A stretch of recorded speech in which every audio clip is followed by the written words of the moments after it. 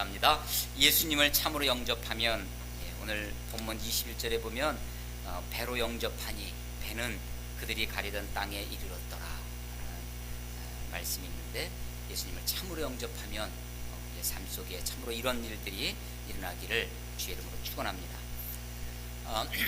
우리 오늘 종료주일입니다. 그래서 종료주일 본문을 우리 요한복음 쭉 차례대로 이렇게 말씀을 보고 있는데, 종료주일에 해당되는 예수님이 예루살렘 성에 입성하시는, 예수님이 공생의 3년 마지막 해 3년차 때 예루살렘에 입성하시는 그 본문을 마태복음 21장이나 뭐 이런 곳을 볼까 여러 번 고민했는데, 그러다가 오늘 이 본문 그대로 차례대로 이렇게 하면서 예수님이 예루살렘에 입성하듯 그 호산나 하면서 예수님을 맞이하듯 우리가 예수님을 맞이할 수 있었으면 좋겠다. 배로 지금 흔들리는 배, 파도에 노젓는 배, 풍랑을 만나 위기에 빠진 그 배로 예수님을 모셔드리는 것처럼 그렇게 예수님을 모셔드렸으면 좋겠다라는 생각으로 이 본문 그대로 말씀을 전하고자 합니다.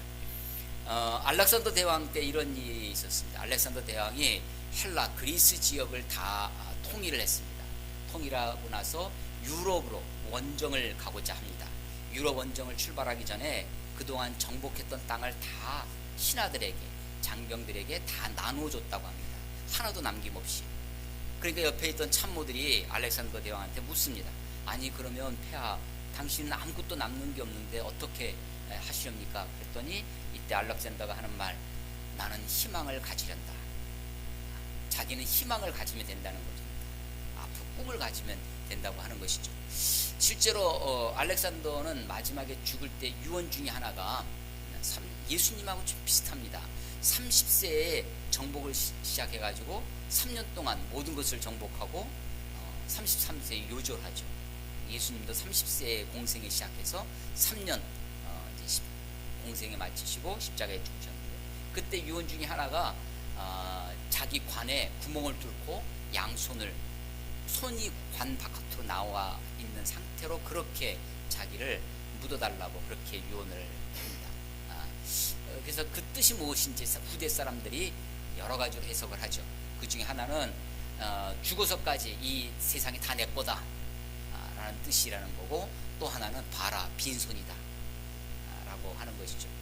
알렉산더 대왕뿐만 아니라 징기스칸도 좀 비슷한 이렇게 행보를 보이는데, 징기스칸이 이 몽골을 통일을 하고 중국 대륙을 또 유럽까지 다 이렇게 정복하러 갈 때 그가 부하들을 200만 명밖에 안 되는 몽골족을 이끌고 그 당시 2억이 넘는 인구를 다 정복을 하는데, 그렇게 할 수 있었던 것 중에 하나가 백성들의 헌신적인 충성도 높은 부하들이 있었는데, 그 중에 하나가 이렇게 땅을 다 나눠주는 것이었답니다. 자기가 갖지 아니하고, 왜냐하면 그들에게는 희망이, 꿈이 있었기 때문이죠.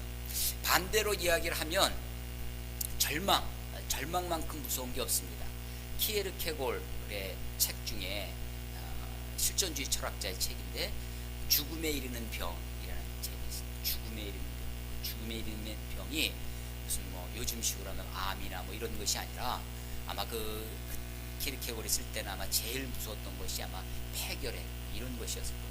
그런 것이 죽음에 이르는 병이 아니라 사실은 절망이라고 하는 것이 인류를 죽음에 이르게 한다라고 하는 것이죠.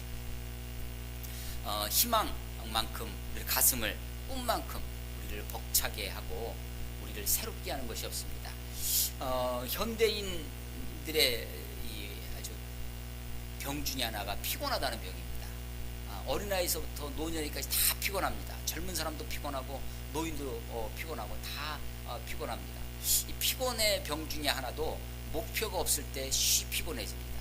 꿈이 없을 때 금세 피곤해지는 거죠. 수영 선수 하면 여러분 이름 기억나는 뭐 박태환, 또 조금 더 윗세대로 가면 조호련, 뭐 이런 사람이 대한해협을 막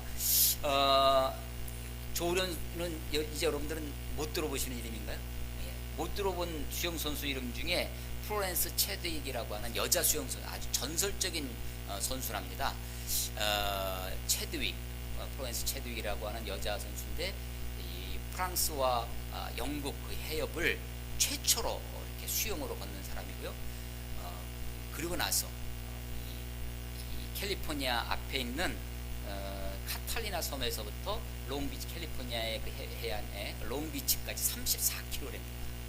34km를 수영으로 건너는 도전을 했답니다. 이미 그 최초로 프랑스와 영국 해협을 건넌 여자이기 때문에 온갖 이 매스컴들이 집중을 하고 사람들이 관심을 가졌죠. 그 해협을 건널 때 옆에 배들이 인도선이 있고 부모님들이 응원하는 막 하고 있는데 15시간을 헤엄을 치는 겁니다. 근데 점점점 체력은 떨어지고 물은 차가워지고 짙은 안개가 끼기 시작하면서 800m를 앞에 두고 34km 중에 800m를 앞에 두고 포기를 하게 됐다고 합니다. 옆에서 배에서 코치가 이 부모님이 아무리 조금 남았다고 수없이 소리를 쳐도 그 소리가 하나도 안 들립니다. 짙은 안개 속에 절망감에 그래서 결국은 포기하게 되죠. 근데 자기가 바로 800m 앞에 포기했다는 것을 나중에 이제 알게 되고요.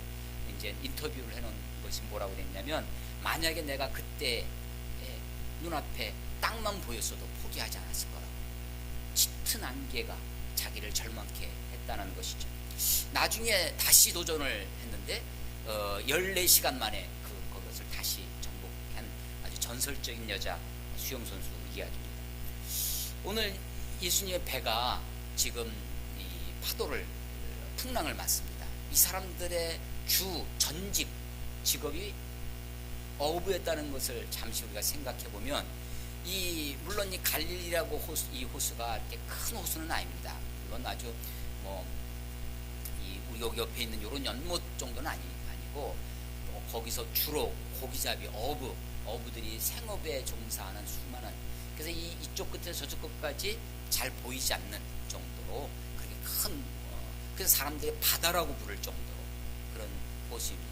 또 바로 그 옆에는 제가 지난주에 개마고온 예를 들었는데, 요단 동편에 그 산들이, 높은 산이 있어서 이게 낙차 때문에 돌풍이 잘 부는 그런 지역이기도 합니다. 동쪽에 뜨거운 그 낮에 지열이 뜨거워진 그 해열이 갑자기 밤에 식으면서 그게 바다로 들어오고 바다에 돌풍을 자주 일으키는 지역이 이 갈릴리 바다입니다. 이 갈릴리에서 바로 그런 일이 있죠.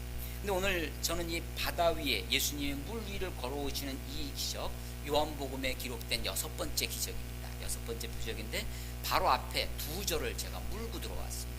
그것은 앞에 무슨 기적이 있었냐면 오병이어의 사건이 있었죠.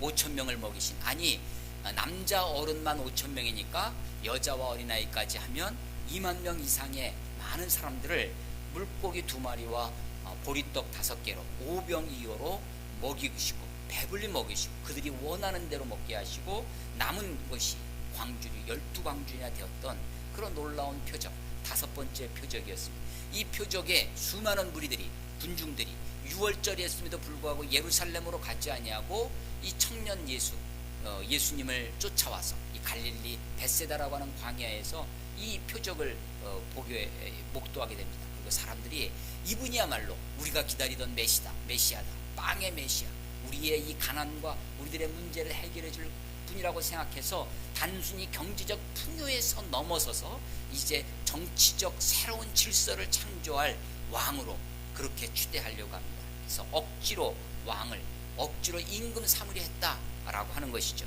근데 15절 끝에 보면 예수님은 다시 혼자 산으로 가셨다라고 기록되어 있습니다.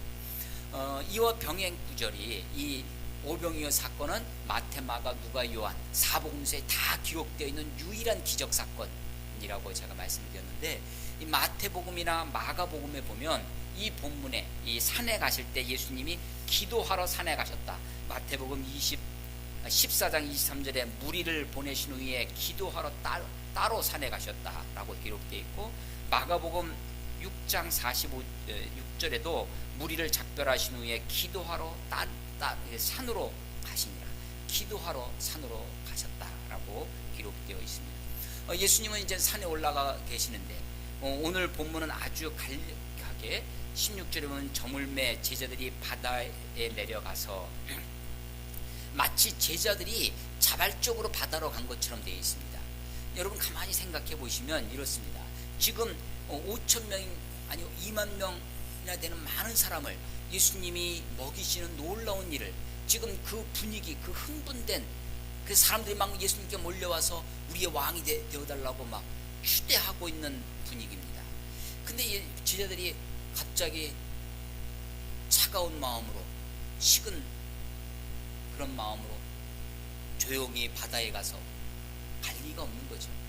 이 마태나 마가복음을 보시면요, 마태복음 14장 22절에 보면 오병이의 사건 바로 끝에 예수께서 즉시 그 앞에 임금 사무를 했더니 예수께서 즉시 제자들을 재촉하사 자기가 무리를 보내는 동안에 예수님이 무리들을 막 쫓아버리시는 거예요.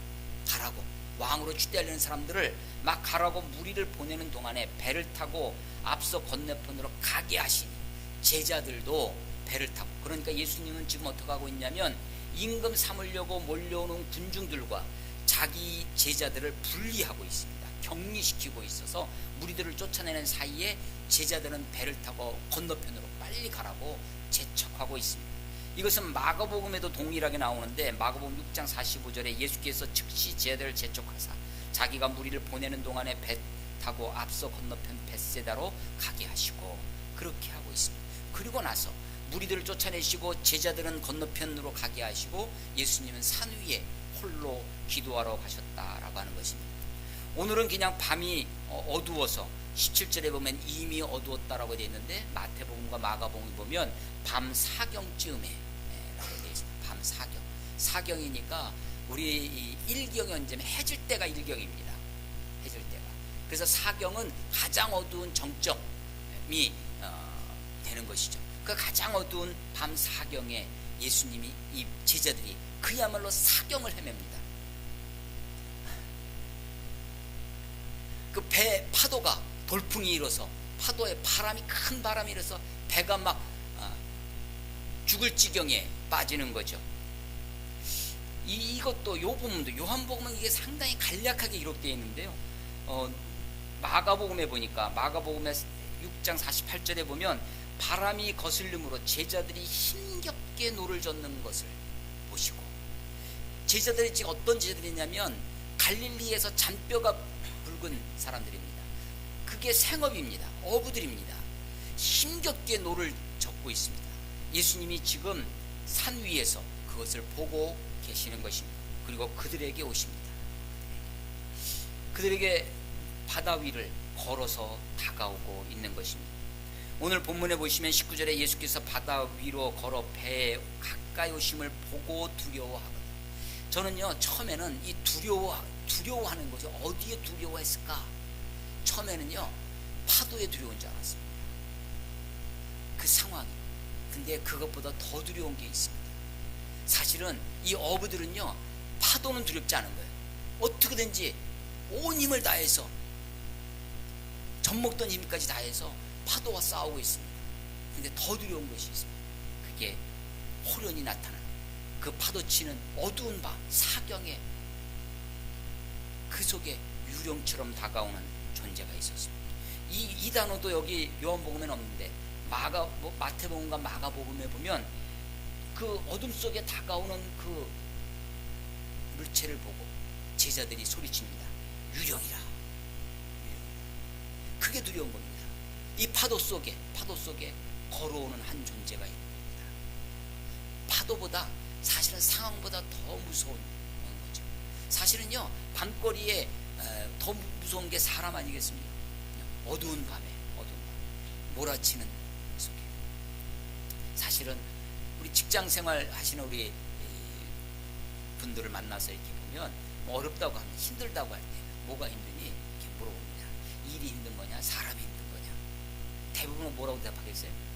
네, 사람이 힘들죠. 사람이 힘듭니다. 사람이 무섭습니다.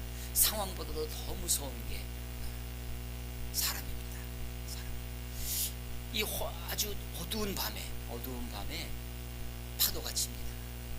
배가 막 끓는 것을 보고, 그리고 그 속에 유령이 있는 것을 보고, 그리고 그 속에 그 파도가 일촉즉발의 위기에 있습니다. 온 힘을 다해서 배를 노를 젓고 있습니다. 눈앞에 아무것도 보이는 것이 없습니다. 파도 소리. 근데 호련히 어두운 물체가 나타나기 시작합니다. 제자들이 유령이라고 소리칩니다. 그때 아주 낯익은 목소리가 들립니다. 아주 귀에 익은 목소리. 내니 두려워 말라. 내니 두려워 말라. 이 소리가 얼마나 내니 두려워 말라. It is I, 나다. 내니 두려워 말라고 말씀하시는 거예요. 이 낯익은 목소리. 어쩌면 우리의 인생이 이렇게 어두운 밤에 휘몰아치는 파도 속에 그렇게 우리의 인생이 전개될는지 모릅니다. 아니 사실은요, 이 파도보다도 이 제자들의 마음을 더 절망케 했던 것은 제자들의 마음이 한껏 고양되어 있었을 것입니다. 예수님을 이제 한 2년 따라다녔습니다. 예수님이 여러 기적들을, 병자를 고칩니다. 이 요한복음에만 나와 있는 그 기적을 봐도 첫 번째가 가나의 혼인잔치에서 물로 포도주를 만든 사건이었습니다. 예루살렘에 가시더니 성전을 정결케 하셨습니다. 다시 가나안에 왔는데 왕의 신하의 아들의 병을 고쳐주십니다. 다시 예루살렘에 가셨는데 예루살렘 양문 곁 베데스다라고 하는 연못가에서 38년 된 병자를 고치십니다. 이 요한복음에만 기록되어 있는 것이 그렇습니다. 그렇게 예수님을 따라다니다가 이 한 2년 동안 말씀을 듣고 예수님의 행적을 따라다니던 제자들이 이제 베세다 광야에서 2만 명이나 되는 수많은 사람들의 굶주림을 해결하는 그 놀라운 오병이어의 사건을 목도하는 것입니다. 사람들이 이제 군중들이 그냥 쫓아다니던 그 무리들이 예수님을 향해서 왕이 되어달라고 추대하고 있습니다.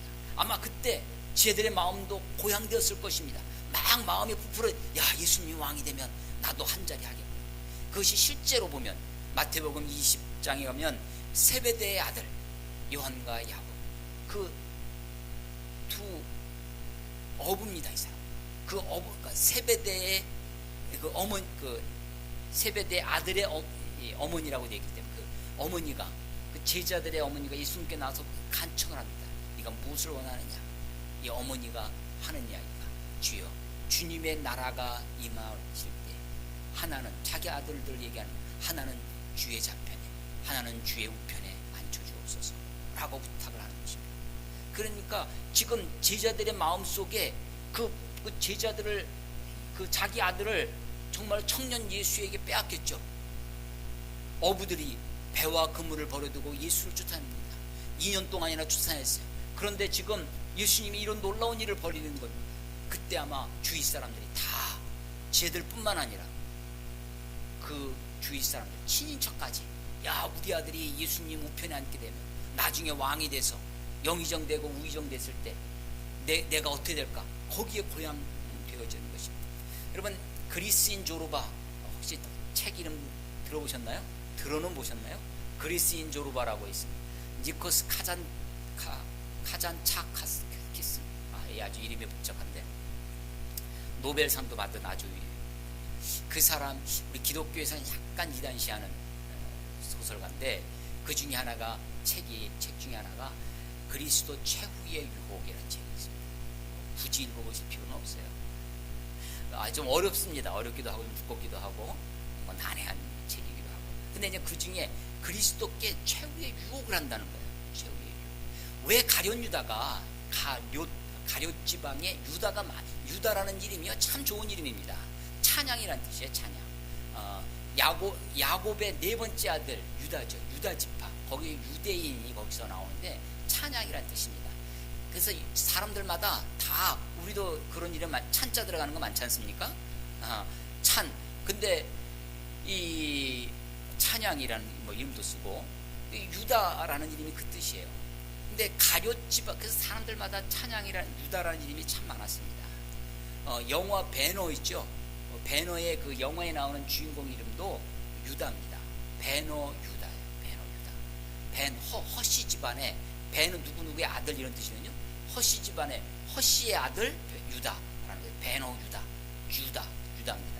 그런데 가롯 지방의 유다가 예수님의 오른팔 역할을 합니다. 그래서 아주 중요한 일을 맡기죠. 그래서 재정을 맡습니다.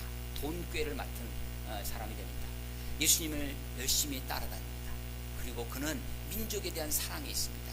민족을, 이 이스라엘 민족을 지금 이렇게 억압 속에 있는 로마의 압제에 있는 이 나라를, 이 민족을 구원할 메시아로 생각합니다. 그래서 아무리 기다리고 기다려도 예수님이 일어서지 않는 겁니다. 예수님이 벌떡 일어나서 모여라 하면 수많은 사람들이 예수님을 중심으로 모여서 봉기하고 로마에 대하여 항거하고 나라를 새롭게 할 수 있을 텐데, 아무리 따라다녀도 예수님이 그냥 그대로 있는 거예요. 그래서 마지막으로 예수님을 유혹합니다. 최후의 유혹이죠. 예수님을 팔면, 예수님을 아주 마지막으로 몰면 예수님이 그때 일어설 줄 알았습니다. 그런데 예수님은 끝까지, 마지막까지 그 유혹에 넘어가지 아니하시고 십자가를 지고 가시는 거죠. 제자들의 마음속에 예수님이 정말 빵의 메시아, 경제적인 풍요를 가져다 줄 메시아로, 예수님이 정치적인 메시아, 정치적인 자유를 실현해 주실 그런 메시아로 생각을 합니다. 이제 그것이 국민적, 대중적 지지가 생겨났습니다. 수많은 사람들이 예수님을 알아보기 시작했습니다. 왕이 되어달라고 막 그러는 거예요. 그런데 예수님이 너무나 싸늘하게 무리들을 쫓아버리십니다. 그리고 제자들은 배를 타고 건너가게 하십니다. 이때 제자들의 마음속에 아마 한껏 고양됐던 그들의 꿈이, 그들의 희망이 한꺼풀에 바람 빠진 풍선처럼 내려와 있을 것입니다. 근데 그때 마침 그 절망 중에 있는 제자들에게 그 배에 풍랑이 있는 것입니다. 엎친 데 덧친 뼈지죠. 사실은 고난은 이렇게 겹쳐옵니다. 환난은 이렇게 몰아쳐 오게 되어 있죠. 환경뿐만 아니라 그들의 마음이 무너져 있는데 환경마저도, 상황마저도 그들을 어렵게 만들고 있는 것입니다. 예수님은 어쩌면 그런 제자들을 홀로 배에 있게끔 내버려 두십니다. 처음부터 그들과 함께 하는 것이 아니라 그들을 어려운 상황 속으로 몰아가게 하십니다. 가끔은 외롭다고 투정하는 젊은이들을 보게 됩니다. 여러분 가만히 생각해보면 물론 그의 친구가 되어주고 말도 들어주고 해야 될 거죠. 근데 마음속에 한쪽에 드는 마음은 아니야, 바닥까지 내려가 봐야 된다. 바닥까지 내려가 봐야, 외로움의 끝에 가봐야 거기서 만나는 예수님, 거기서 만나는 우리 하나님, 거기서 붙드는 그 하나님이야말로 진짜 그의 평생의 변함없는 믿음으로 그렇게 자리할 것입니다. 어쩌면 예수님이 제자들을 그렇게 절망의 끝에까지 가게 하십니다. 예수님은 지금 무리들과 이 대중으로부터 제자들을 분리시키고 있습니다. 격리하고 있죠.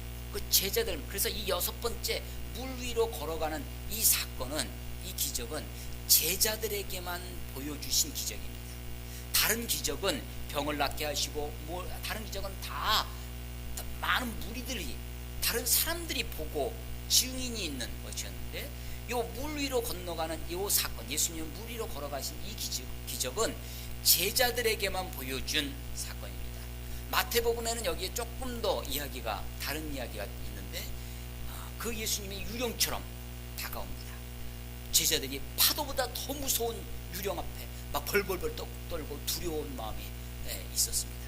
그때 내니 두려워 말라, 안심하라 라는 음성이 들려옵니다. 베드로가 만약 주시거든 나로 하여금 물 위에 가게 해달라고 요청합니다. 예수님이 오라고 하십니다. 베드로가 물 위로 함께 걷습니다. 그러다가 예수님을 보고 갈 때는 물 위를 같이 걸어갈 수 있었는데 바람을 보고 두려운 마음이 생깁니다. 이때 마태복음을 자세히 읽어보면요, 이번에 두려워하는 것은 바람입니다. 환경을 두려워. 그때 베드로가 물에 빠져들기 시작합니다. 주여 나를 도우소서. 베드로가 소리치죠. 예수님이 그의 손을 붙잡아 물 위에서 건지시고 같이 배에 오르시니 바다가 잠잠하여졌더라 라고 하는 것이 마태복음의 이야기입니다. 제자들이 이것을 경험합니다. 제자들에게 절망에 빠진, 낙심 중에 있는, 괴로이 노를 젓는 어두운 밤, 그것도 사경이, 아니 조금 전에 수많은 무리들이 군중들 속에서 한껏 고양되어 있던 그 제자들을 이제 낙심해서 갈릴리 바다에서 그렇게 노절가는 그 제자들에게 사실은 주님의 위로가 필요했습니다. 제자들이 그 절망 중에 있는 제자들에게 주님의 위로하심이 필요합니다. 힘겹게 인생을 살아가는 그들에게 위로가 필요한 것입니다. 주님이 그들에게 다가오시며 그들과 함께 하시며 내니 두려워 말라. 저는 이 장면을 아까 우리 찬양 인도하면서 이현주 선생님이 어떤 그림 이야기를, 이미지를, 저는 이 본문을 읽으면서 눈을 감고 수없이 상상을 해봅니다. 어두운 파도가 칩니다. 바람이 휘몰아치고 힘겹게 땀 흘려 그냥 목숨을 걸고 지금 노를 젓고 있는데 호연히 주님이 다가오십니다. 유령인 줄 알고 두려워하는데 내니 두려워하라. 내니 그 음성이 들리기 시작합니다. 그리고 주님을 이 배에 오십니다. 배에 영접하니, 오늘 21절에 보면 이에 기뻐서 배로 영접하니 배가 곧 그들이 가리던 땅에 이르더라. 그들이 가리던 땅에 이르더라. 예수님을 영접했더니 아주 이 문자가, 이 문자적인 의미가 아주 중의적입니다. 물론 그 배가 실제로 건너편의 목적지에 다다릅니다. 아니 내 인생의 배, 내 삶의 배, 휘몰아치는 내 삶에 주님을 모셔드렸더니 내 배가 원래 가려던 그곳으로 내가 힘겹게 내 힘으로 안 되던 그 인생의 길을 주님이 함께 가고 계시는 것입니다.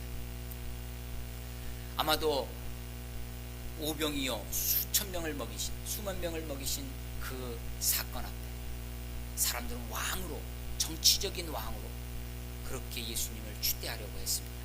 쟤들은 절망하고 바다로 갑니다. 안 되는가 보다, 아닌가 보다. 김 빠진, 바람 빠진 풍선처럼 그렇게 절망하고 있는 쟤들에게 아니다. 세상 사람들이 꿈꾸는 그런 왕은 아니지만, 세상 사람들이 소망하고 세상 사람들이 그리는 그런 메시아는 아니지만 내가 메시아니라. 내가 참으로 하늘과 땅의 주인이니라. 내가 이 자연도, 이 풍랑도, 바다도, 이 환경도, 너희들의 무너진 마음까지도 새롭게 하는 참으로 만왕의 왕, 만주의 주님. 오늘 찬송을 부르면서 만왕의 왕, 만주의 주라는 가사가 많이 나왔는데 그 찬송을 부르면 그렇습니다. 주님, 이 바다를 잔잔케 하신, 이 풍랑을 다스리시는, 이 자연을 다스리시는 이 하나님, 천지를 지으신 우리 주 여호와 주님이야말로 참된 메시아입니다. 유령인 줄 알았던 그분이 바다도 잠잠케 하시는 그분입니다. 바람도 바다도 주님 앞에는 고요한 그런 잔잔한 곳이 되고 말았습니다. 사람들은 물질적인 메시아를, 물질적 구원간의 빵의 메시아, 풍요의 메시아, 정치적인 메시아로만 예수님을 기대했지만 예수님은 거기에 머무르지 아니하고 진정한 우리들의 영혼의 구세주가 되기 위하여 그들의 요구를 물리치십니다. 마지막에 그리스도 최후의 유혹이라고 하는 그 십자가의 유혹마저도, 십자가의 유혹마저 예수님이 내가 이 12영보다 더 많은 군사를, 베드로가 칼을 꺼내서 예수님을 잡으러 온 군병들을 무찌르려고 하지만 칼로 쓰는 자는 칼로 망하리라 라고 말씀하십니다. 그 십자가의 길을 그대로 나아가십니다. 마지막 그 순간까지 십자가를 지지 못하도록 당신의 힘으로, 권세로, 아니 이것은 예수님의 생애에 계속해서 나오는 유혹이었습니다. 예수님의 첫 번째 유혹이 뭐였냐면, 네가 정말 하나님의 아들이거든 이 돌로 떡이 되게 한번 해봐라. 네가 하나님의 아들이거든 그 하나님의 아들이라는 것을 능력으로 보여봐라, 힘으로 보여봐라, 권세로 보여봐라 라고 하는 유혹입니다. 어쩌면 그런 유혹들이 우리들 가운데 있습니다. 힘으로, 권력으로, 능력으로. 그런데 주님은 제자들의, 이 무리들에게 그 요구를 마다하시고 나아가십니다. 그런데 앞으로 하나님의 나라를 증거해야 할 제자들에게 은밀하게 그렇게 다가오십니다. 무리들에게 보여주지 않은 표적을 보여주시는 것입니다. 바다를 잔잔케 하시고 바다 위를 걸어오시면서 내니 두려워 말라 라고 아주 낯익은 목소리로 말씀하십니다. 유령인 줄 알았더니 바로 그분이 내가 쫓아다니던, 내가 말씀을 듣던 바로 그분이었습니다. 이것은 마치 요한복음 5장 25절에 하나님의 아들의 음성을 듣는 때가 오나니 바로 이때라. 듣는 자는 살아나리라. 듣는 자는 살아나리라.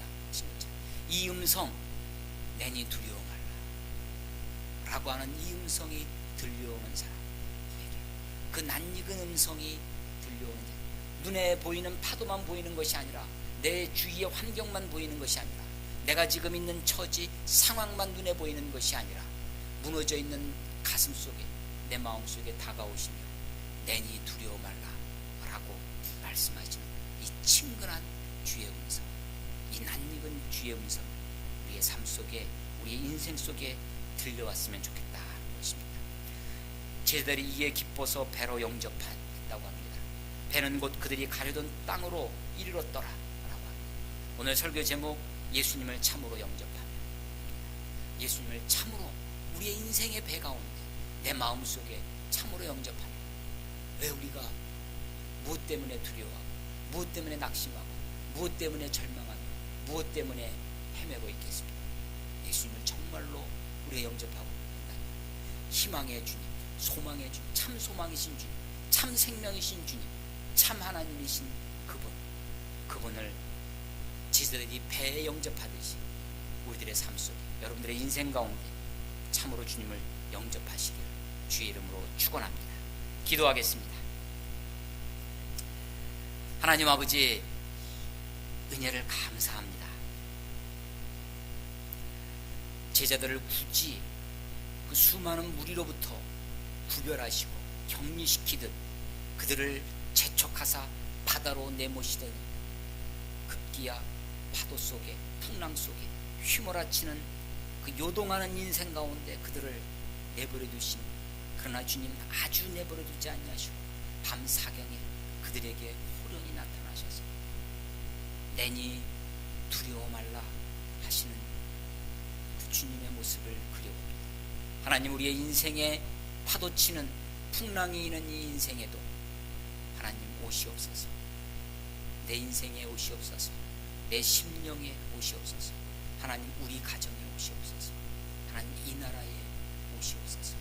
우리가 주님을 배로 영접하고 아버지, 우리들로 하여금 우리가 마땅히 가야 할 그곳에 가게 해 주시옵소서. 주님과 함께라면 무엇이 두렵고, 주님과 함께라면 무엇이 우리를 외롭게 하겠습니까? 우리의 목표가 무엇인지, 우리가 가야 할 그곳이 어디인지 아버지, 우리로 하여금 보게 하여 주시옵소서. 듣는 자는 살아나리라 하였사오니 내니 두려워 말라 하는 주의 음성이 우리의 귀에 들리게 하여 주시옵소서. 이제는 우리 주 예수 그리스도의 은혜와 그 아들을 풍랑이 있는 이 인생 가운데 보내주신 아버지 하나님의 크신 사랑하심과 우리 안에 내주하셔서 감동 감화하시는 성령님의 역사가 주 앞에 나와 예배하며 주님을 높이기를 참으로 소망하는 하나님의 사람들 머리머리 위에, 이 나라와 이 민족, 특별히 이 율전 지역 위에 지금부터 영원토록 함께 하시기를 간절히 축원하옵나이다.